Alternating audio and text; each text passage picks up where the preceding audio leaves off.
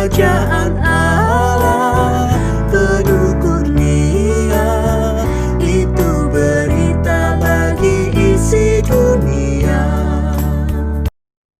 Salam jumpa Bapak Ibu dan saudara-saudara, kembali kita akan belajar dari firman Tuhan.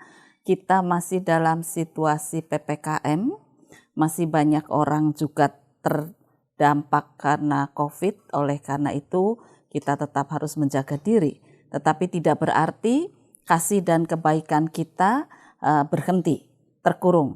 Namun kasih dan kebaikan kita harus terus berjalan seperti yang difirmankan oleh Tuhan sendiri.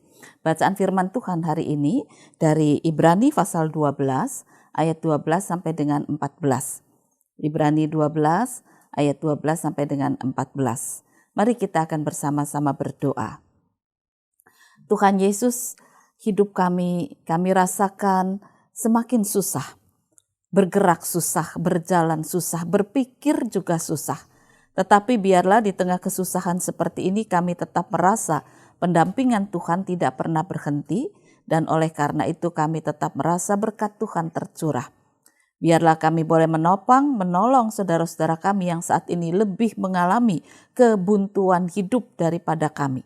Supaya dengan pertolongan Roh Kudus, kami tetap dimampukan menyampaikan kasih Tuhan kepada sesama. Berfirmanlah ya Tuhan, kami siap mendengar dan melakukannya. Curahkan Roh Kudus kepada kami dan juga kepada hamba-Mu supaya dia dilayakkan membaca memberitakan firman kehidupan. Inilah doa kami dalam nama Tuhan Yesus Kristus. Amin. Sebab itu, kuatkanlah tangan yang lemah dan lutut yang goyah. Dan luruskanlah jalan bagi kakimu, sehingga yang pincang jangan terpelecok, tetapi menjadi sembuh. Berusahalah hidup damai dengan semua orang, dan kejarlah kekudusan. Sebab tanpa kekudusan tidak seorang pun akan melihat Tuhan. Bapak, Ibu, dan saudara-saudara, ada seekor rubah yang terluka parah karena ditembak oleh seorang pemburu. Nah, ketika pemburu itu berjalan mendekati rubah yang terkapar, tiba-tiba dia melihat sekelebat itu ada bayangan yang tinggi besar. Karena dia sering berburu di hutan, dia sadar bahwa itu kalau tidak singa ya beruang.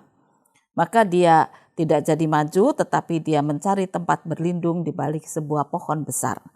Dia berdiri di sana sambil melihat siapa yang keluar.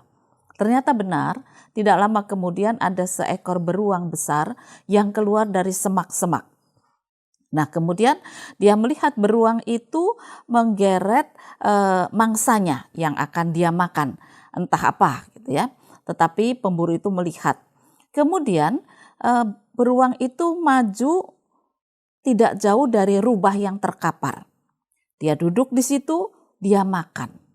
Nah, pemburu itu bingung. Wah, jangan-jangan rubahku juga nanti dimakan gitu ya, karena dia lihat bahwa beruangnya itu besar, tentu makan entah kelinci, entah apa itu kecil ya mungkin kurang. Ya sudah pasrah si pemburu ini, mau gimana lagi daripada dia melawan beruang gitu ya.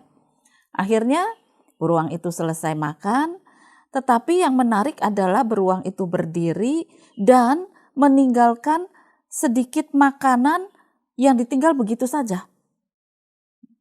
Lalu pemburu itu kaget, dia lihat apa yang akan terjadi. Kemudian beruang itu pergi. Nah, si pemburu mau mendekati rubah tetapi dia berpikir, apakah aku akan meninggalkan rubah yang terluka itu untuk bisa makan seperti yang ditinggalkan beruang atau aku ambil?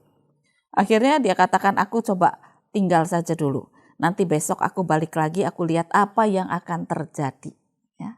Ternyata dengan menyeret kakinya yang terluka, si rubah itu mendekati makanan yang disisakan oleh beruang. Lalu besok paginya, pemburu itu datang lagi dan melihat. Rubah itu masih merintih tetapi sudah ada kekuatan karena dia bisa makan. Gak lama beruangnya datang lagi. Dan dia makan lagi. 3 hari berturut-turut, pemburu itu hanya memperhatikan sikap beruang. Yang makan lalu meninggalkan sedikit untuk rubah yang terluka parah. Nah, Akhirnya setelah 3 hari rubah ini lebih sehat, lebih kuat. Lalu hari ketiga pemburu itu terkejut ketika selesai makan, lalu beruang itu duduk dan menanti rubah itu makan. Ya, rubah itu akhirnya makan, selesai makan tiba-tiba diangkat oleh beruang. Waduh, iki ya. Pemburu itu berpikir ini giliran si rubah sudah dikasih makan gemuk, sekarang mau dimakan sama beruang. Ternyata dugaan itu meleset. Karena kemudian rubah yang selesai makan itu ditarik oleh beruang, ditaruh di atas sebuah dahan pohon. Ya, dan ditaruh di situ.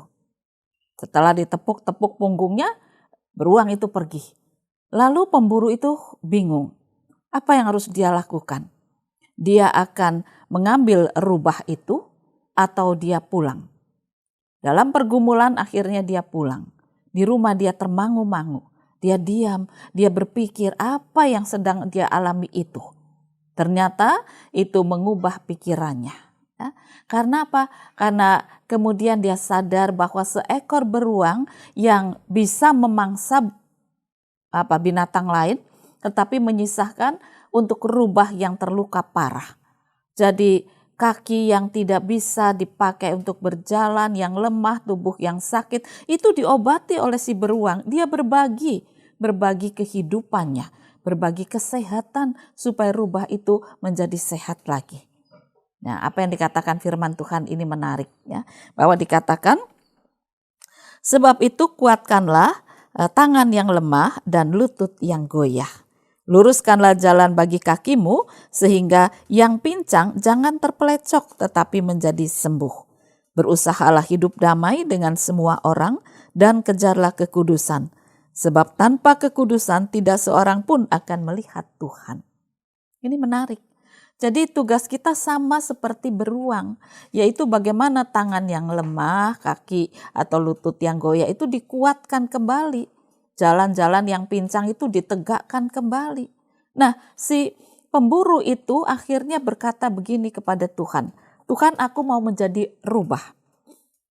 Aku saat ini terluka hatiku karena aku tidak bisa mengambil rubah.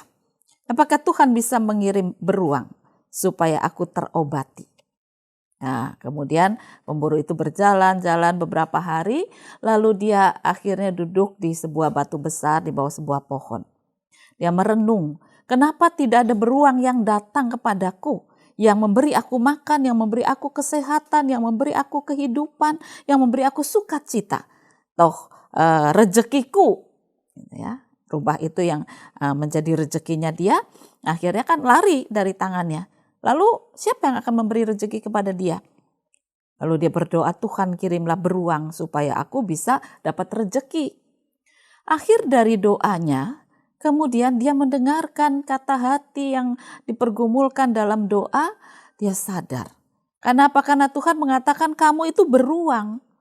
Ya. Aku mengutus kamu sebagai beruang. Kenapa engkau jadi rubah?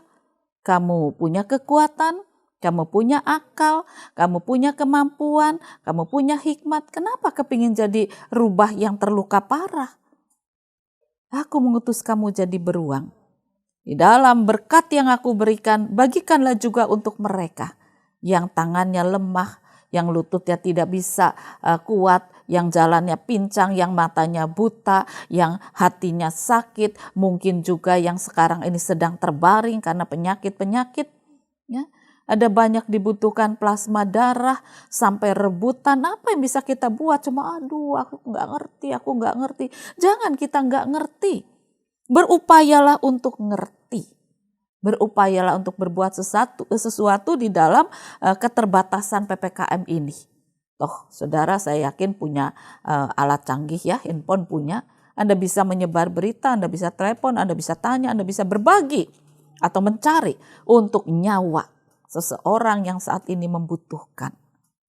Oleh karena itu, walaupun saat ini tubuh kita ini terkurung, boleh dikatakan, bukan terkurung dalam arti jeruji besi. Di rumah sendiri nikmatilah. Ya, keterkurungan ini dengan sukacita, dengan nikmat. Kita bisa menikmati rumah yang Tuhan berikan. Lalu kita hidup bersama dengan keluarga dalam sukacita. Nah, dinikmati sambil kita mengatakan saya adalah beruang yang diutus oleh Tuhan untuk mencari rubah-rubah yang terluka parah. Biarlah firman Tuhan ini akan menolong kita, sebab tugas kita ini adalah menguatkan, membagi kesehatan kepada orang lain dengan menguatkan mereka dalam doa, dengan menguatkan mereka melalui firman Tuhan, dengan menguatkan mereka melalui sapaan-sapaan, dan juga berbagi berkat yang lain. Jangan jadi rubah yang terluka parah, tetapi jadilah beruang yang punya cinta kasih, yang berbagi untuk kesehatan dan kesembuhan sesama kita. Biarlah firman ini menguatkan dan menopang kita. Tuhan memberkati firman-Nya. Amin. Mari kembali kita akan berdoa. Tuhan Yesus, seringkali kami menangisi diri kami seperti rubah yang terluka parah. Kami anggap kami tidak berdaya. Kami menunggu bantuan-bantuan. Tetapi kami disadarkan oleh firman bahwa seharusnya kami menjadi beruang yang menguatkan, yang menyembuhkan, yang menyehatkan dalam keterbatasan yang kami miliki. Beruang juga punya keterbatasan. Engkau lebih tahu, kami ini lebih dari seekor beruang. Kami adalah manusia sempurna yang Engkau ciptakan. Kami lebih mampu melakukan banyak perkara bagi kemuliaan Tuhan. Buatlah hati kami tergerak, buatlah hati kami terhibur, buatlah hati kami dikuatkan untuk kami berbagi kepada sesama kami. Mereka yang terpapar COVID, mereka yang kemiskinan karena tidak bisa bekerja, mereka mencari kehidupan baru. Tuhan yang sendiri akan berkarya melalui kami. Hiburkanlah saudara-saudara kami melalui cinta kasih kami. Inilah doa kami dalam nama Tuhan Yesus Kristus. Amin. Jika padaku ditanyakan apa akan ku sampaikan pada dunia yang penuh dengan cobaan. Aku bersaksi dengan kata, tapi juga dengan karya menyampaikan kasih Allah yang sejati. Telah tersedia bagi kita